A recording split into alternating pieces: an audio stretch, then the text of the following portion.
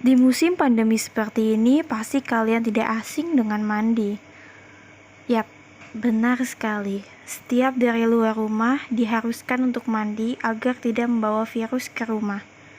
Lalu, bagaimana jika kalian pulang kerja atau misalkan lagi pergi kemana gitu? Kebetulan pulang malam.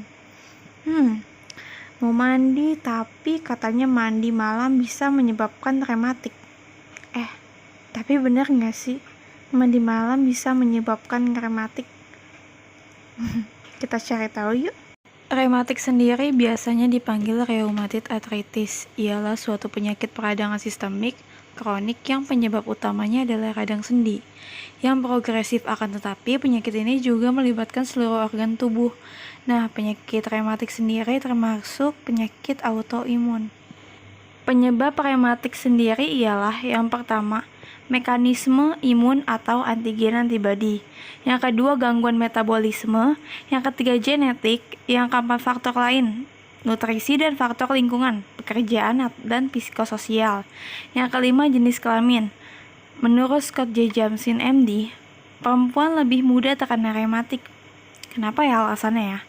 Nah, kata Dr. Michael Loxin, seorang ahli reumatolog dan direktur Barbara Volker Center for Women and Rheumatic Disease, mengungkapkan sistem kekebalan tubuh wanita berbeda dari pria. Dalam banyak kasus, wanita membuat lebih banyak antibodi daripada pria. Meskipun dosis imunisasinya sama, maka dari itu sistem imun pada wanita cenderung lebih aktif ketimbang pria, sehingga meninggikan resiko terjadinya rematik. Seperti yang kita tahu, rematik termasuk ke dalam autoimun. Keenam adalah usia. Rematik biasanya timbul antara usia 40 sampai 60 tahun. Namun, penyakit ini juga bisa pada anak-anak atau orang dewasa.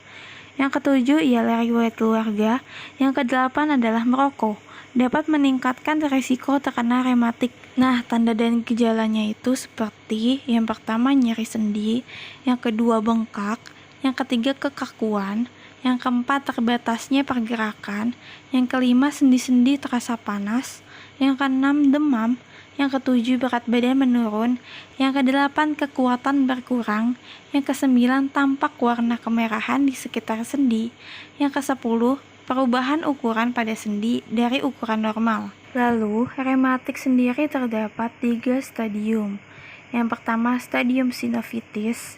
Pada stadium ini terjadi perubahan pada jaringan sinovial yang ditandai hiperemi, udem atau bengkak karena kongesti, nyeri pada saat bergerak maupun istirahat, bengkak dan kekakuan. Yang kedua ialah stadium destruksi. Pada stadium ini selain terjadi kerusakan pada jaringan sekitar, yang ditandai ada kontraksi tendon. Yang ketiga ialah stadium deformitas. Pada stadium ini terjadi perubahan secara progresif dan berulang kali, deformitas dan gangguan fungsi secara tetap. Nah, teman-teman, tadi kita kan udah diskusi tentang pengertian rematik, tanda dan gejala, penyebab. Lalu, menurut penjelasan saya, tidak ada kandidat mandi malam masuk ke dalam penyebab rematik. Tapi, apa mandi malam bisa menyebabkan penyakit lain? Menurut dokter spesialis penyakit dalam dan konsultasi reumatologi, Pak Handono Kalim menegaskan bahwa mandi malam tidak masalah. Itu hanya mitos dan tidak ada penelitian yang membuktikan bahwa sering mandi malam menyebabkan rematik. Gimana ya pengobatan rematik? Yang pertama ialah konsultasikan ke dokter kalian masing-masing. Nah, selain konsultasi ke dokter, kalian juga harus menjaga tubuh kalian, yaitu dengan pola makan yang sehat. Nah, ada nih beberapa makanan yang harus dihindari bagi mempunyai riwayat rematik atau penyakit rematik, yaitu kacang-kacangan. Contohnya kacang buncis, kacang tanah, pokoknya segala macam kacang-kacangan. Lalu yang kedua adalah sayur kol, yang ketiga adalah jamur. Terus selain kita menjaga pola makan kita harus dibarengi dengan, ayo coba dengan apa? Dengan senam. Banyak kok di YouTube, banyak video tentang senam rematik yang akan membantu kalian. Akhirnya selesai juga diskusi kita tentang rematik. Nah, kalian bisa nih komentar di bawah hal-hal yang menurut kalian, kayaknya ini mitos deh. Ini mitos nih kayaknya nih.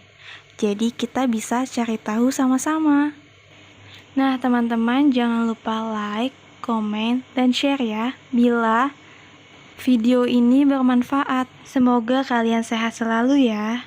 Sampai jumpa minggu depan. Dah.